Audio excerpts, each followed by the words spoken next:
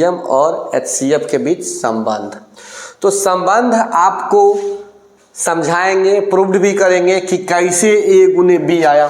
HCF A, B गुने LCM A, B बराबर A गुने B। कहने का मतलब यह है कि A और B का HCF और A और B के LCM को अगर गुना करते हैं तो A गुने B आता है। तो हम पॉइंट जो लिखा हुआ है ना संबंध, उसको प्रूव्ड भी करेंगे। बात समझे क्यों आता है, बात पे ध्यान दीजिएगा। या कहीं पे भी खोजिएगा तो ये नहीं मिलेगा क्यों आता है। थोड़ा सा ही पॉइंट को क्लियर होके देखिएगा कि होता क्या, और आपको हम समझाने का पूरा कोशिश करेंगे, क्लियर कर देंगे, प्रूव्ड कर देंगे कि HCF गुने LCM बराबर A गुने B होता है। तो हम चलिए आपको एक समझाते हैं कि बुआ कि 4 है, जैसे 4 है और 15, 4 और 15, इस दोनों का अगर HCF निकालेंगे, अगर HCF निकालेंगे तो हमको 1 आएगा। कितना आएगा? 1। और LCM निकालेंगे तो 4 गुने 15 आएगा। तो 15 चौका 60। मगर हम पॉइंट पढ़ के आए हैं कि HCF वह संख्या होता है जो इस दोनों को विभाजित कर देता है, और LCM वह संख्या होता है जो इस दोनों से विभाजित हो जाता है। बात क्लियर है? HCF वह संख्या होता है जो इस दोनों को क्या करेगा? विभाजित कर देगा।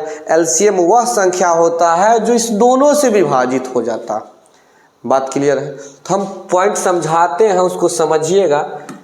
कहना जो है, तो अगर हमको बोला गया ना कि ऐसे उसमें भाग लगाता है, तो 4 से अगर 1 में भाग दिए तो हमको क्या आया? 4 आया। क्लियर? अगर 15 में भाग दिए 1 से तो क्या आया? 15 आया। मगर LCM में ध्यान दीजिएगा कि LCM में उस संख्या से भाग लगता है। अब इससे ना इसमें भाग लगाएंगे, तो 4 से लगाया तो क्या आया? 15 आया। और इस संख्या से भाग लगाए तो हमको क्या आया? 4 आया। अब देखिए कि जो यहां आया सो यहां आया, जो यहां आया सो यहां आया। अगर ये बात नहीं समझ में आया होगा तो एक और हम समझाते हैं, सो ध्यान दीजिएगा।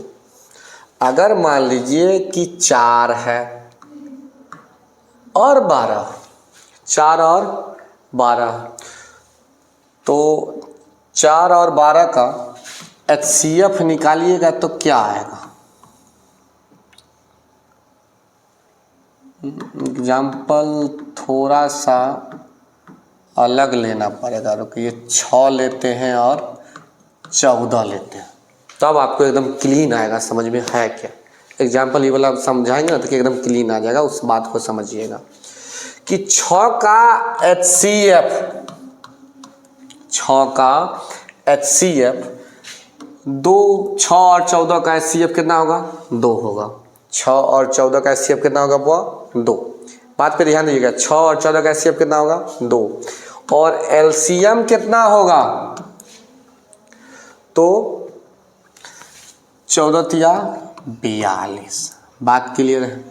और हम एकदम पॉइंट पढ़ के आए हैं कि HCF वह संख्या होता है HCF वह संख्या होता है जो इस दोनों संख्या को विभाजित कर देता है। तो भाग लगाते हैं, 6 में 2 से भाग दिए तो हमको आ गया 3, और 14 में 2 से भाग लगाए तो हमको आ गया 7, है ना।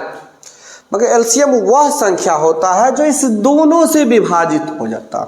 तो इसमें बना भाग देंगे। अब LCM में किससे भाग देंगे? 6 से। तो गौर से देखिएगा, हमको कितना आ गया? 7। और इससे भाग दिए तो कितना आ गया?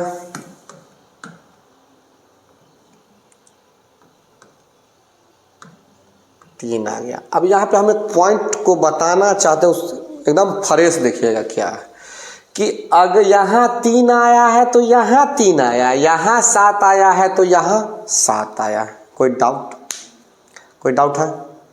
नहीं ना? तो पता चलता है जो यहाँ आया सो यहाँ आया, जो यहाँ आया सो यहाँ आया।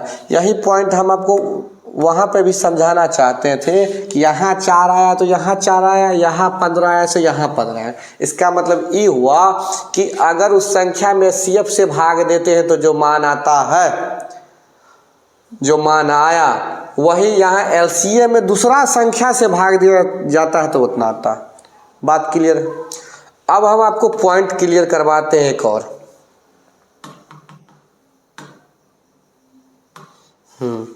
A और B, तो HCF किसका? A और B का। तो अगर HCF A और B है तो अगर HCF से A में भाग देंगे तो कुछ तो मान आएगा। गौर से यहाँ देखिएगा, HCF से भाग दे तो कुछ तो मान आया है ना। भाग दिए तो यहाँ 3 आया ना, तो हमको पता यहाँ अंक था तब ना पता चला कि 3 आया। तो यहाँ जो आया सो यहाँ आया। ये बात माथा को सेट करिए। कह क्या रहा कि ये 6 और 14 का, 6 और 14 का अगर हम HCF निकाले हैं तो HCF वह संख्या है जो इस दोनों को विभाजित करता है। ये पॉइंट था। तो 6 में 2 से भाग लगाया तो हमारा आ गया 3। वही बात 14 में 2 से लगाया तो हमारा क्या गया? 7। LCM का परिभाषा क्या था? LCM वह संख्या था जो उस दोनों संख्या से विभाजित हो जा रहा था। तो भाग दिए तो देखिए जो यहाँ आया सो यहाँ आया, और जो यहाँ पे आया सो यहाँ पे आ गया। तो ये पॉइंट क्लियर हो गया होगा। तो हम तनी यहाँ पे कुछ मान ले। यहाँ मान लेते हैं हम x। क्या मान लेते हैं? x। एकरा समीकरण फर्स्ट मानते हैं। और B में HCF से भाग देंगे तो मान लेते हैं कि यहाँ y आया होगा। बात क्लियर है ना? बात क्लियर है?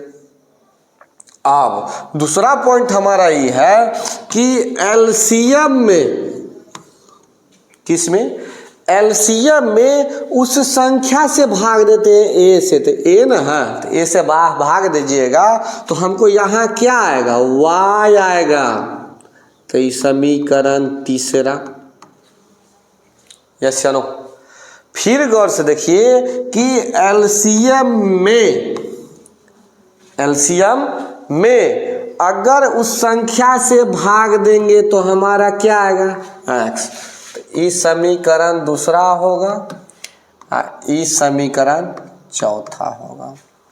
अब आपको तुलनात्मक बुझने आता है, तुलनात्मक बुझने आता होगा कि x इसके बराबर है और x यहाँ इसके बराबर है, हाँ या ना? गौर से देखिए, y इसके बराबर है और y इसके बराबर। या तो फर्स्ट को चौथा के बराबर कर दे या तीसरा को दूसरा के बराबर कर दे। तो करके दिखाते हैं आपको।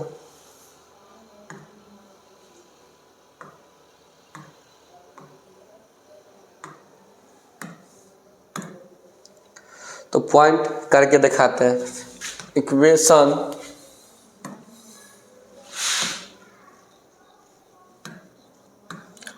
पहला तथा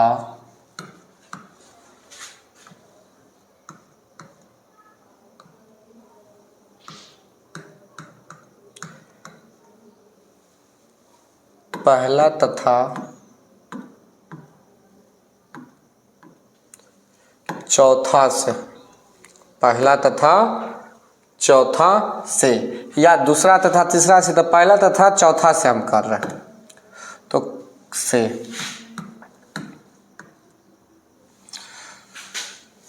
क्या है? A बट्टा HCF, A बट्टा में HCF बराबर